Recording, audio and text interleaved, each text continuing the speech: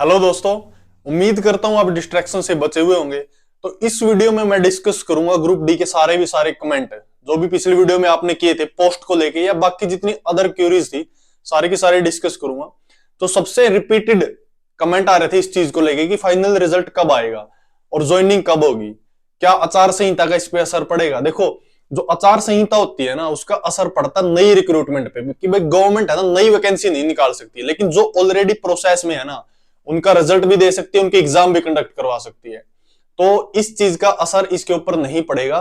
तो आप इससे बेफिक्र रहिए कि बहुत ज्यादा ये वैकेंसी मतलब बहुत लंबे टाइम तक ये खींचेगी। जल्दी आपको फाइनल रिजल्ट भी देखने को मिलेगा। लगभग फरवरी में आपका फाइनल रिजल्ट आ जाएगा। अभी क्या है कि अभी स्क्रूटनी चली हुई है, ऑनलाइन डॉक्यूमेंट्स की वेरिफिकेशन चली हुई है। और डॉक्यूमेंट्स को लेके ही एक डाउट इस चीज का था काफी सारे बच्चों में कि जो डॉक्यूमेंट्स की वेरिफिकेशन होती है, जो डीवी में रिक्वायर्ड होते हैं डॉक्यूमेंट, उनमें एक चीज है जो वेरी कर रही है। वो कर रही है कि इनकम सर्टिफिकेट है कि भाई इनकम सर्टिफिकेट है उसके अंदर किस ईयर की इनकम देखी जाएगी। देखो, जितनी भी एडवर्टाइजमेंट हुई है ना, सी की या डी की बात करूं, डी की या फिर सी की, उसके अंदर इनकम सर्टिफिकेट उसी फाइनेंशियल ईयर का देखा जाएगा जब आपने फॉर्म फिल किया था।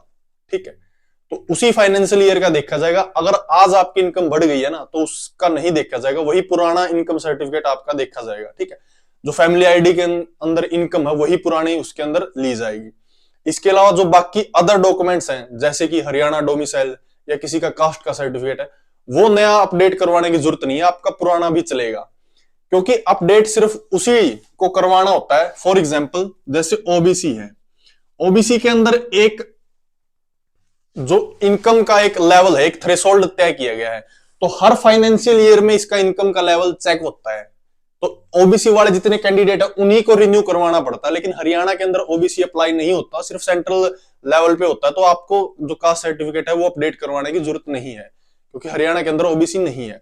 और ओबीसी का जो फाइनेंशियल ईयर है वो देखा जाता है। और इसके अलावा कुछ रिक्रूटमेंट ऐसी होती है जिसमें कुछ डेट दी जाती है कि भाई इससे पहले का सर्टिफिकेट होना चाहिए, जैसे कि एसएससी सीजीएल उसमें ऐसा दिया जाता है, या फिर सेंट्रल लेवल पे बात करें सीडीएसई है, उन एग्जामों में ऐसा दिया जाता है। तो हरियाणा के अंदर आपको कोई भी जरूरत नहीं है, ना ही डोमिसाइल ने अपडेट करवाने की और ना ही अपना ये कास्ट सर्टिफिकेट। ठीक है, ये तो थी डॉक्यूमेंट को लेके बात। उसके अलावा कुछ कमेंट इस टाइप के थे कि जो कुछ कैंडिडेट है जिनके मार्क्स है कम मार्क्स, ठीक है, कम नंबर है, वो क्या करें। देखो, आपको इस चीज में कोई भी डाउट लेने की जरूरत नहीं है। फर्स्ट ऑफ ऑल आपके पास क्या एक सॉल्यूशन है। एक सॉल्यूशन तो ये है कि जितने भी कैंडिडेट हैं जिसके मार्क्स 65 टू 70 के बीच में है, तो देखो जो अभी वैकेंसीज है ना वो फिक्स नहीं है, फाइनल वैकेंसीज नहीं है। इनके अंदर भी और वैकेंसीज ऐड होंगी। तो उस वैकेंसीज को ऐड होने की वजह से आपका भी नंबर आ सकता है इसके अंदर। तो इस चीज को लेके कंफ्यूज होने की जरूरत नहीं है, ना ही डिमोटिवेट होने की जरूरत है। एक तो इसके अंदर वैकेंसीज भी बढ़ने वाली हैं, और उसके अलावा जिनके इससे भी कम मार्क्स हैं तो वो हरियाणा पुलिस की प्रिपरेशन में लग जाओ। ठीक है, आपको पता होगा कि रूल फाइनल हो चुके हैं और जल्द ही नोटिफिकेशन देखने को मिलेगा। तो जिनका स्कोर इसमें कम हुआ है वो आगे अपना स्कोर इंप्रूव कर सकते हैं। ठीक है, आपके पास हर वक्त एक अपॉर्चुनिटी है, अभी इस अपॉर्चुनिटी का फायदा उठा सकते हैं, अपना मार्क्स इंप्रूव कर सकते हैं। लेकिन अगर आप इसी पैटर्न पे रिपीट करते जाएंगे तो मार्क्स इंप्रूव नहीं कर पाएंगे। अगर आपके प्री में मार्क्स अच्छे नहीं आए, उसके बाद आपको डी में इंप्रूव करना चाहिए था, उसमें भी अच्छे नहीं आए, तो आपके पास एक और चांस है हरियाणा पुलिस का, उसमें आप मार्क्स को इंप्रूव कर सकते हैं। ठीक है, तो ये तो कुछ उनके लिए है जिनके मार्क्स कम है, वो क्या कर सकते हैं। ठीक है, क्योंकि हरियाणा पुलिस के अंदर 6000 वैकेंसीज हैं, तो लगभग 10 गुना कैंडिडेट यानी 60,000 बच्चों को बुलाया जाएगा। तो ऑलमोस्ट सभी बच्चों का नंबर इसके अंदर आने वाला है, पीएमटी के लिए वो बुलाने वाले हैं। ठीक है, एक तो है ये चीज। उसके अलावा है जो 5 मार्क्स हैं, 5 मार्क्स हैं, उसके अंदर एक बार बार कमेंट इस टाइप का आ रहा था कि अगर दो सिबलिंग हैं यानी दो बहन भाई हैं या दो ब्रदर हैं या दो सिस्टर्स हैं, अगर दोनों ने एग्जाम दिया है डी का तो वो 5 मार्क्स किसे मिलेंगे। तो इसमें देखो दोनों को 5 मार्क्स नहीं मिलेंगे, क्लियर कट ये जो एडवर्टाइजमेंट है उसके अंदर ये मेंशन किया हुआ है, सिर्फ एक ही कैंडिडेट को मिलेंगे। और उसकी दो कंडीशंस हैं, या तो वो एल्डर हो या फिर मोर डिजर्विंग हो। ठीक है, या तो बड़ा क्लेम कर सकता है, या फिर मान लेते हैं कि आपके मार्क्स ज्यादा हैं आपके सिबलिंग से, तो आप अपने नंबर क्लेम कर सकते हैं। आप क्लेम कर लेना खुद, क्योंकि आपको बेनिफिट मिलेगा। हो सकता है वो क्लेम करने के बाद भी कट ऑफ से नीचे रह जाए, तो एक जो कैंडिडेट है वो क्लेम कर सकता है, दोनों को नहीं मिलेंगे क्लियर कट। ये बार बार कमेंट आ रहे थे इस टाइप के कि भाई दोनों को मिलेंगे या नहीं मिलेंगे, तो सिर्फ एक को ही मिलेंगे, तो वो क्लेम कर लेना। अब क्लेम कहां पे करेंगे? क्लेम कहां पे करेंगे? पोर्टल पे, ठीक है। जल्द ही पोर्टल ओपन होने वाला है, जिसमें जैसे कि काफी सारे कैंडिडेट है जिनकी कैटेगरी भी चेंज हो गई थी, तो वो अपनी कैटेगरी वहां पे ठीक कर पाएंगे। या फिर कुछ कैंडिडेट को मौका मिलेगा, जो फेक कैंडिडेट भी हैं, कि वो जो क्लेम किए हैं मार्क्स उनको हटा ले, या फिर जिन्होंने करने थे उनके ऐड होके नहीं आए हैं वो क्लेम कर सकता है, ठीक है। ये था 5 मार्क्स को लेके जो बार बार कमेंट आ रहे थे कैंडिडेट्स के। तो ये तो थे कुछ डाउट जो मैंने कवर कर लिए हैं इसमें। अगर इसके बाद भी आपका कोई डाउट है तो कमेंट सेक्शन में कमेंट जरूर करें, we will definitely reply that, ठीक है। इसके अलावा अगर मैं पोस्ट की बात करूं, तो काफी सारे कैंडिडेट थे पोस्ट को लेके, उनके डाउट थे। तो एक पोस्ट है मेट, एक पोस्ट है बेलदार, ठीक है। इन पे काफी सारे कमेंट आए थे, क्योंकि ये पोस्ट नंबर ऑफ पोस्ट ज्यादा रहने वाली है। और एक पोस्ट थी एनिमल अटेंडेंट, एनिमल अटेंडेंट। देखो मैं ऑलरेडी टॉप की पोस्ट की वीडियो बना चुका हूं मैं। उसके अंदर आपको यह होगा कि आप टॉप प्रायोरिटी पे कुछ पोस्टें रखें, उसके बाद बाकी सारी पोस्ट आपने रखनी है। लेकिन इन पोस्टों को लेके कुछ काफी सारे डाउट आ रहे थे।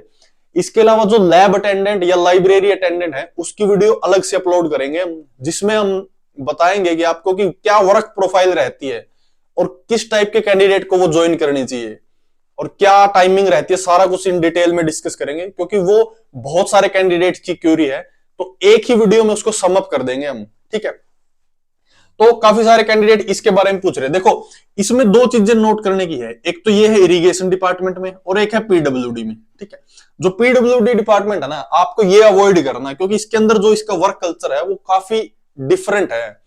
यहाँ पे काफी अच्छा वर्क कल्चर है, तो आपके लिए ये बेस्ट रहने वाली है। इसमें बिल्कुल भी बेस्ट नहीं रहेगी, आप इसमें सफर ही करने वाले हैं, ना तो आगे प्रिपरेशन कर पाएंगे और आपको थोड़ा हेक्टिक लगेगी चीजें। तो इसको अवॉइड करना, आप ये ज्वाइन करना। तो सबसे पहली बात तो ये, जो इन डिपार्टमेंट्स के बारे में पूछ रहे हैं, तो आपने क्या कौन सा डिपार्टमेंट चूज करना है? इरिगेशन चूज करना है। और फिर कुछ कैंडिडेट मेट के बारे में पूछ रहे थे कि क्या इसको रेगुलेट करता है मेट। देखो मेट का वर्क क्या होता है, वैसे तो ये दोनों एक ही लेवल की पोस्टें हैं, इनमें कोई डिफरेंस नहीं है, ना तो पे स्केल में डिफरेंस है, लेकिन सिर्फ डिफरेंस ये है कि वर्क कल्चर का डिफरेंस है। वो डिपेंड करता है कि वहां पे जो जितना भी स्टाफ है उसका नेचर कैसा है। कई बार क्या होता है कि इसके पास एक रजिस्टर मेंटेन होता है, ठीक है। कई बार वो रजिस्टर ऑफिशियल होता है, कई बार अनऑफिशियल होता है। अनऑफिशियल का मतलब है कि कोई अपनी तरफ से कोई नोटबुक लगा ले और वैसे नोट डाउन कर रहा है। ऑफिशियल का मतलब है कि उसके ऊपर डिपार्टमेंट की स्टैंप लगी हुई है, सब डिवीजन की लगी हुई है या डिवीजन की लगी हुई है। तो कई बार क्या होता है, मेट के अंडर में ये बेलदार आते हैं, जैसे 5 से 10 बेलदार आते हैं। ये डिपेंड करता है जगह टू जगह। कहीं कहीं पे जैसे कि WJC है, वेस्टर्न जमुना कैनाल है, उसके ऊपर आपको कोई मेट नहीं दिखेगा, मतलब एट प्रेजेंट की बात कर रहा हूं मैं। तो वहां पे सिर्फ डायरेक्ट बेलदार किसको रिपोर्ट करते हैं? जेई को और एसडीओ को, ठीक है। लेकिन कई बार कई जगह पे ऐसी होती है जहां पे बेलदार फिर मेट होता है और फिर होते हैं जेई और एसडीओ। तो ऐसा नहीं है कि यही प्रोटोकॉल चलता है, डायरेक्ट यहां से यहां भी चलता है, यहां से यहां भी चलता है, मतलब ऐसा चलता रहता है। ये डिपेंड करता है कि वहां का जिस जिस डिवीजन में या जिस सब डिवीजन में आप जाओगे, जिस सेक्शन में जाओगे, वहां का वर्क कल्चर कैसा है, कैसे वहां पे जो स्टाफ है उनका नेचर कैसा है, इस पे डिपेंड करता है। तो ये हर जगह नहीं है कि ये इनकी अटेंडेंस लेता है। कई बार ये इन दोनों मिलकर भी एज ए टीम भी काम करते हैं, कोई भी काम करना होता है, ठीक है। कई जगह इसका काम जस्ट सुपरवाइज करना होता है, उनको काम अपॉइंट करना होता है, जैसे यहां से काम यहां पे आएगा और यहां से काम यहां तक जाएगा। लेकिन कई बार स्टाफ की शॉर्टेज होने की वजह से दोनों मिलके भी काम करते हैं, ठीक है। तो ऐसा ये डिपेंड करता है कि आप जहां पे जा रहे हैं, जिस सेक्शन में जा रहे हैं, वहां का स्टाफ का नेचर कैसा है, उस पर डिपेंड करता है ये, ठीक है। कहीं जगह पे इनकी अंडरस्टैंडिंग नहीं बनती, तो वहां पे जो ऑफिशियल रजिस्टर वर्क में आता है, कहीं पे अंडरस्टैंडिंग बन जाती है तो रजिस्टर वगैरह का कोई जिक्र ही नहीं होता, ना ही कोई अटेंडेंस का जिक्र है, क्योंकि बायोमेट्रिक यहाँ पे है नहीं। वहां पे बिल्कुल ओपन रहता, आपको ऐसा लगता ही नहीं है कि आप ड्यूटी पे हो या कभी जाना, आप ऑफिशियली एक गवर्नमेंट एम्प्लॉय हो। ठीक है, तो ये सारी डिपेंड करती है लोकेशन पे, बट मोस्टली मैंने आपको बताया कि किस टाइप की कंडीशन हो सकती है, अगर वेरी करता है स्टाफ का नेचर तो। ठीक है, उसके अलावा इस जो ये पोस्ट थी इसके भी बार बार कमेंट आ रहे थे इसको लेके। देखो, इसका जो वर्क प्रोफाइल है वो ऑलरेडी चैनल पे वीडियो है, वहां पे जाके देख सकते हैं आप। इसमें एक चीज ये है, जैसे आप ड्यूटी करते हैं ना 9 to 2, 2 बजे तक आपकी ड्यूटी रहती है, उसके बाद आप फ्री हो। ठीक है, लेकिन सैटरडे इसके अंदर ऑफ नहीं रहता, जस्ट 1 डे ऑफ है, वो है संडे का। ठीक है, देखो इसमें यह है कि आप 2 बजे के बाद फ्री हो, उसके बाद आप क्या कर सकते हो, अगर आप as a animal attendant join करते हो तो आपको देखो वर्क आ जाता है वीएलडीए का, तो आप खुद से भी पर्सनल लेवल पे भी वो वर्क कर सकते हो पर्सनल कैपेसिटी में। ठीक है, क्योंकि एक्सपीरियंस होता ही है, तो कुछ कैंडिडेट ऐसा कर सकते हैं पर्सनल कैपेसिटी में ये वर्क कर सकते हैं, यहाँ पे वीएलडीए का विजिट कर सकते हैं अपने विलेज में या साथ के विलेज में, मतलब पर्सनल लेवल पे काम कर सकते हैं। कहने का मतलब ये है कि वो एक एडिशनल अर्निंग का सोर्स हो सकता है उनका। उसके अलावा 2 के बाद देखो वो प्रिपरेशन कर सकते हैं, बाकी टाइम लाइब्रेरी में स्पेंड करके आगे हायर एग्जाम की प्रिपरेशन कर सकते हैं। तो ये उस कैटेगरी में आपको बेनिफिशियल रहने वाला है। काफी अच्छी पोस्ट है, ऐसा नहीं है कि आप सिर्फ एनिमल का नाम सुन के ये सोचे कि भाई क्या काम होगा, मतलब काफी अच्छी पोस्ट आप ज्वाइन कर सकते हैं। मोर और लेस सभी पोस्टों में कहीं ना कहीं तो कॉम्प्रोमाइज होगा, कई बार कुछ दिनों में कॉम्प्रोमाइज होगा, तो आपके लिए ये भी पोस्ट बेनिफिशियल है। ठीक है, तो ये वो पोस्ट हो सकती है जो काफी सारे कैंडिडेट ऐसे पूछ रहे थे कि भाई ऊपर की कमाई किसमें है। और देखो आपको एक वर्ड बताता हूं मैं, ACB, anti corruption bureau. Anti corruption bureau की अगर आप न्यूज़पेपर पढ़ते हैं तो आपको हर रोज कौन कौन न्यूज देखने को मिलती होगी कि कहीं पे कोई क्लर्क पकड़ लिया, कहीं पे कोई सब इंस्पेक्टर, कोई इंस्पेक्टर, बस उनको भी एसीबी दबोच रही है। तो एक जॉब तो आपको बहुत खींच खिंचा के मिलने वाली है, डी की, एससी की। उसके बाद अगर आप ऐसी सोच रखते हैं ना तो एसीबी का पंजा आपके ऊपर भी पड़ेगा, और जो ये इतने एफर्ट्स के बाद जो ये जॉब मिलेगी इससे भी हाथ धो बैठोगे। ठीक है, तो वो जितने भी कैंडिडेट ऐसा कमेंट कर रहे थे कि ऊपरी कमाई वाला, वो एक बार इस वर्ड को जरूर अपने माइंड में रखें, एसीबी को, एंटी करप्शन ब्यूरो को। ठीक है, तो इसके अलावा अगर आपका कोई भी डाउट है किसी भी चीज को लेके, कोई भी प्रोफाइल को लेके, तो आप कमेंट सेक्शन में कमेंट कर सकते हैं, we will definitely reply that. और जो बाकी की जो बची हुई है ना, जो कट ऑफ है, कट ऑफ का डिस्कशन हम करेंगे 31 को, क्योंकि अभी तो इसी चीज पे डाउट है कि वो 5 मार्क्स का डिसीजन क्या रहने वाला है, कोर्ट का क्या डिसीजन रहेगा, क्या टेक रहेगा उसके ऊपर। तो उसके बाद ही अच्छे से इस चीज को डिस्कस करना तभी फायदा है। लेकिन सिर्फ आपकी श्योरिटी के लिए या फिर थोड़ी तसल्ली के लिए मैं ये बता देता हूं कि जिसके 70 मार्क्स है ना किसी भी कैंडिडेट के, तो वो सेफ मान के चलो खुद को। ठीक है, उसका सिलेक्शन हो जाएगा। ठीक है, तो this is all in this video, thanks for watching.